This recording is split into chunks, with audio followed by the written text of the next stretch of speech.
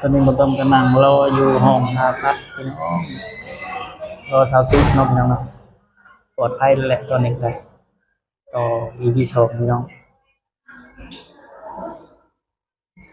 เดี๋ยวมาถามความรู้สึกสาวสุขนะพี่น้อง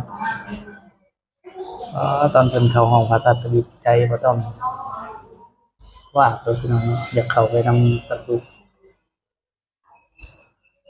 ตอนนี้กำลังนั่งรอนั่งเอาน้องนิวอยู่ทั้งคู่น้องนิวก็ที่มันเมื่อยอยู่เลยน้องนิวมันโดนคือว่าจะบ่ต้องผ่าสาวสุขอยู่ห้องนี่ประมาณ2 ชั่วโมงพี่น้องครับเพราะว่าหมอเพิ่นมา3 โมงเพิ่นเอาสาวสุขขึ้นมาตั้งแต่1 โมงครึ่งพี่น้อง1 โมง 2 โมงที่3 โมงพอดี3 โมงครึ่งแล้วเนาะเอาลูกสาวสุขออกมา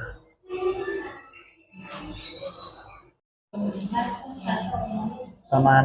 3 โมงครึ่งเนาะเนาะเพิ่นเอาลูกชายบ่ต้องออกมาแล้วก็เพิ่นถ่ายไว้เนาะพี่น้องเพิ่นเอาไปห้องอบเดี๋ยวรอสาวสุขออกมาพี่น้อง สบายดีพี่น้อง ตื่นเต้นขนาดเลยพี่น้องเอ้ยน้องซุกผ่าคลอดแล้วเรียบร้อยแล้วพี่น้องเอ้ยแล้วก็ได้เห็นหน้าหลานแล้วแบบดีใจขนาดเลยพี่น้องแบบอธิบายความรู้สึกบ่อยากถือคิดว่าบ่แม่นอ่านสื่อในข้อมือนะพี่น้องตัวขาวแหงขาวอ้วนคนก็หลายป้าพี่น้องเอ้ยคนแขนหลายเบิ่งคร่าวๆปากเหมือนคือไผคือแม่บ่คล้ายๆคือแม่รู้สึกคือยกภูเขาออกจากอกเลยตอนนั้นเฮากังวลเฮาเป็นห่วงน้องซุกน้องย้านเพิ่นย้านพอผ่าตัดสำเร็จแล้วก็รู้สึกแบบโล่งใจโล่งใจเพราะว่าเฮามานั่งรอนี่ค่ะนาน2 ชั่วโมงแต่ว่าคุณหมอที่เพิ่นทำการผ่าคลอดนะเพิ่นยังบ่มาพี่น้องเอาขึ้นมาได้1 โมงกว่าพอดี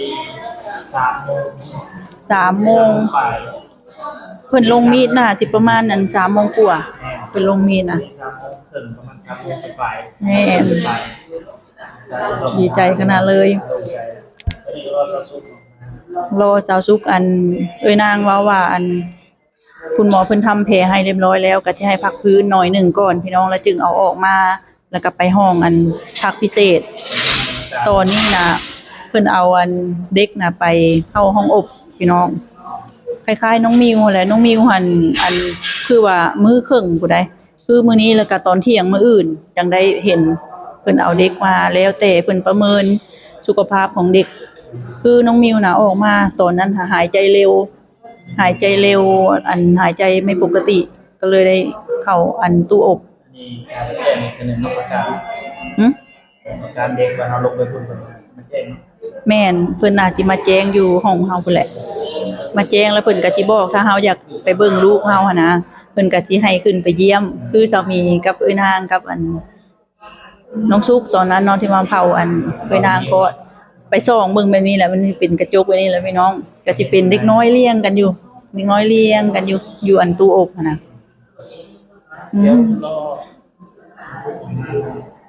รอน้องซุกออกมาพี่น้องเอ้ยตอนนี้ก็ผ่านเวลาไปประมาณ20 นาทีแล้วบ่ยังบ่ฮอดเนาะตอนนี้แม่กับเอ้ยนางกับหลานลงไปท่าอยู่ลุ่มพี่น้องน้องมิวเมื่ออยู่โวยวายแล้วพี่น้องโวยวายแล้วก็เลยพาลงไปข้างล่างไทยแล้วครับครับสู้มากไปทั้งแม่ทั้งลูกเขาสุกผ่าแล้วก็เพิ่นให้ออกมานอนรอพักฟื้น1 ชั่วโมงพี่น้องรอพักฟื้นแล้วก็เพิ่นก็พามาส่งอยู่ห้องพิเศษแล้วตอนนี้เนาะแม่นออกมาว้าพี่น้องเอ้ยฝนตกฝนสาดแต่เช้าสุกตอนเพิ่นสุกมาส่งห้องพิเศษเปียก ฝนแห้ง แห้ง ฟ้าห้องฟ้าเหลื่อมว่ามากับฝนพี่น้องเอ้ย ประมาณคนเห็นหน้าแวบ แม่ ๆไปห้องอบแล้ว แม่ ตุกใหญ่ แต่นางกับตาเมื่อเลย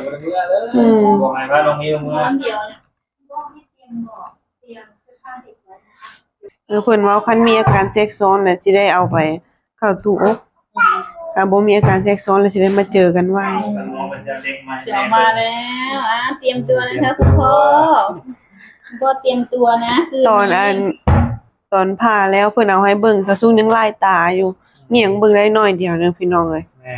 ดีบนหัวนมมันมีหัวนมไม่ได้มาเขาให้ข้าวเต้านะ แต่ว่าตอนผ่าแล้วมันเจ็บเด้ นะมันกับ ตอนอยู่ห้องผ่าน่ะ คนเขาไปข้างในกันรู้เลยว่าคนถ่ายข้างนอกนี่เป็น โดนบ่ทาคอยทางนอกโดนแฮง มา ว่า ตอน1:30 นที่3 โมง 3 โมง 3 โมง 3 โมงครึ่งบ่ว่าจะเอาเด็กออกมา แม่ 3 โมงปลายเนาะ 3:31 แล้วบัดนี้เพื่อรอสาวสุกออกมาตอนนี้5 โมงกว่าเนาะ แม่ 17 นาฬิกากว่า ตอนนี้5 โมงครึ่ง โดนเติมเนาะ คือว่าจะอยู่2-3 ชั่วโมง โดนเติมคือว่าโดนโอ้ยพี่น้องเอ้ยตอนที่ว่า อันอยู่ในห้องผ่าโอ้ยมีหลายอาการเลย รายการมันจะยังเนาะ มาแล้วสาวทันจริง แม่บ่ขึ้นลิฟต์เนาะเมื่อยย่างอยู่มาละสั่นหา มาเมื่อไหร่แม่ คือบ่ขึ้นลิฟต์ จำได้ที่หัวก่อน แม่แหละขึ้นลิฟต์ตอนออกจากลิฟต์แล้ววิ่งหัวเลย เป็นอะไรคือน้ำตาไหล ดีใจแล้วปลอดภัยแล้ว เก่ง คิดว่าที่ได้ดมยาซะดอก นั่นแหละดีแต่ว่าแพทย์นี่บ่ได้กำเริบเด้ใช่อยู่ ก็เลยบอกว่าให้ ตั้งใจเฮาจะตลอดแต่ว่าเมื่อวันเฮาพับการรีมันจะนั่นเนาะไปเข้าใจเฮาเนาะมาเนาะ เราต้องมาเป็นห่วงเพื่อนเราเนาะเศร้าอยู่ ตอนคลอดเพิ่นมีคนมาเรา ปลอดภัยแล้วปลอดภัยแล้ว นี่ คนถ้าล้มยังไง อารมณ์หลายอันอยู่แต่ว่าเฮาเว้าบ่ได้ เอามือหน้าแห้งๆอย่างเราดูมาแล้วครับโอ้น้องมาแล้วลูกชายมาแล้ว มาแล้ว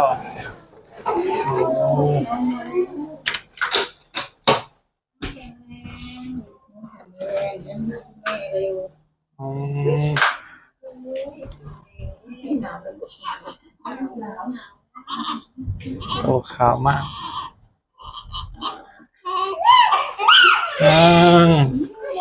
ร้องดังมาก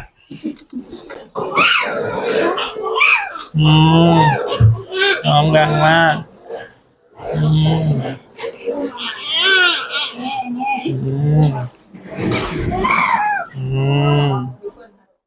หนาว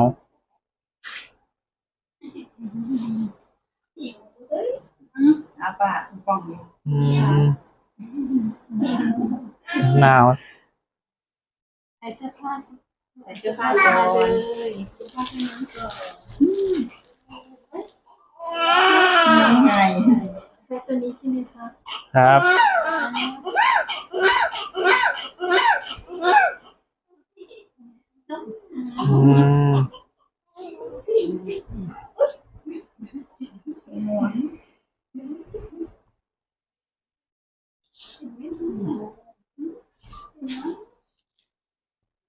น้องหนาวแล้วมิว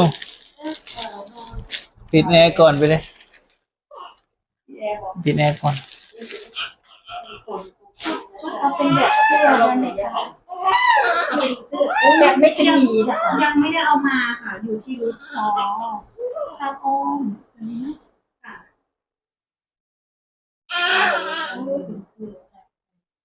ใส่ผ้าอ้อมกับเสื้อจะไม่ ตัวใหญ่เท่าตัวใหญ่เท่าเอ้ยอืมอืม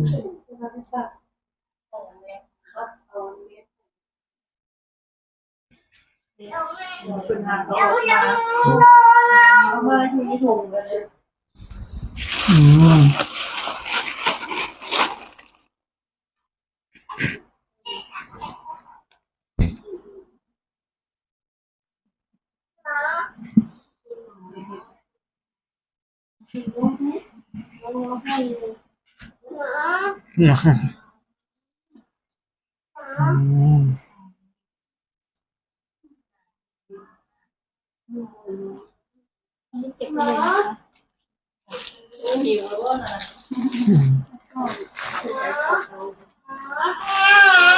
อืมอืม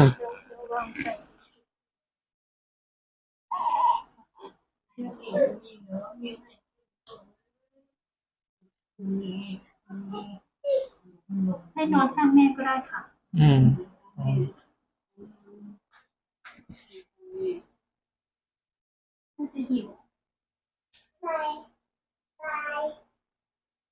หิวแล้วหิวแล้วอืม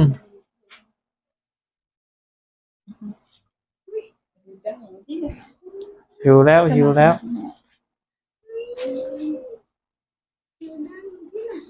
นี่ก็จริงๆบ่ได้ อืมอืม คือไผน่ะคือไผ ข่าวน่ะจิ้มลิ้ม ดังโง่บ่ ฟังน้องตกใจนะมือมันดังใหญ่เลย จักโลก็หมอ 3 โล สำเร็จกับหลานแล้วเนาะ3โล น้ำพอธรรมชาติก็3 โล เอาหนึ่ง จะเอา พวกแม่ จุดระวังถึงมือแม่ระวังถึงมือนั้นมันน้ำตาลน้ำเกลือเอามือขึ้นเฮ้ยนี่บอกพี่ไห่ทำวิวซะเหมือนวิวพี่ ใหญ่ ไห่ แล้ ตัว ว 3โล6 3โล อืม น้องมีจักโลเท่านั้นน่ะ 3 โลอัน80 กรัมบ่ฮอดขีดอ่ะ หน้าเหมือนใครนี่เหมือนแม่อันนี้ ใหญ่กว่ามิวอีกป้าบ่น่าเชื่อได้3โล อื 6 ม คือออกหมอจริงเอาออกบ่ได้เด็กแล้ว อืมแสดงว่าประเมินผิดเนาะพี่เนาะ แปลว่าคือจริงกับอันออกมามันคือ เพื่อนจังเลย ใช่ หิวแล้วจะไปจากใส่บ่ใส่นะที่หายใจบ่ได้เนาะอืม แต่งหาได้เลย ปีกมือได้อุ้มก็ได้อุ้มไม่ได้แล้ว อืม เบิ่งมันตุ้มตาหนาว อันนี้ก็เจ็บหัวให้ อืม ยิ้มแล้วก็เอามาแม่อุ้มบ่ได้เราลงมาซะ อืมลงมาไว้ โอ้อันเบาะนอนมาก นะ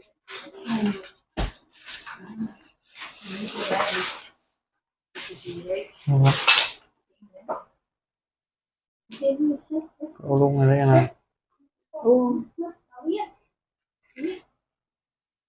ปีนะเฮ้ยนี่ สร้างแม่หุ่นขาวไปลอย ลงได้เหรอ ค่า3โล6เนาะคิดได้คิดว่าประมาณ3โลเอ๊ะ3โล ปากคือแม่ปากนี่ปากคือแม่มาขออุ้มนะยังนมแล้วก็เลียแบบบีบเบิ่งนมออกบ่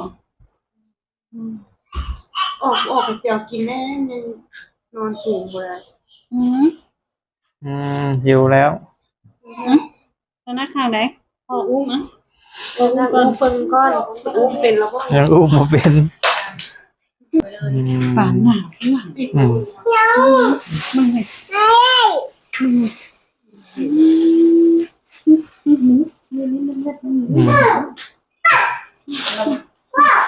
มึงจ้า ขาวมาก ไปนั่งบนนั้นก็อิงแม่หลานนอนนี่ก่อนปูก็ได้เลยระวังนะ